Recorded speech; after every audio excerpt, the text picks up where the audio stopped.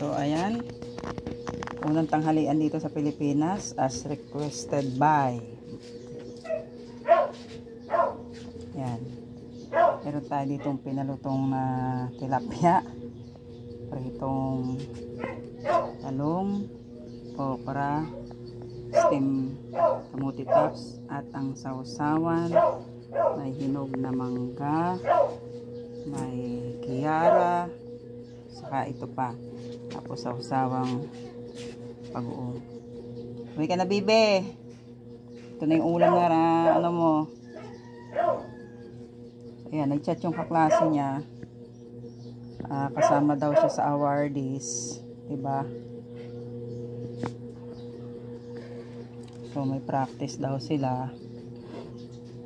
Yung mga awardees. Actually, practice nila today. Kaya lang, alam ko yun sa graduation lang. Hindi ko alam na may nakasama pala siya sa ano. So, ayan, antayin natin yung masarap kumain.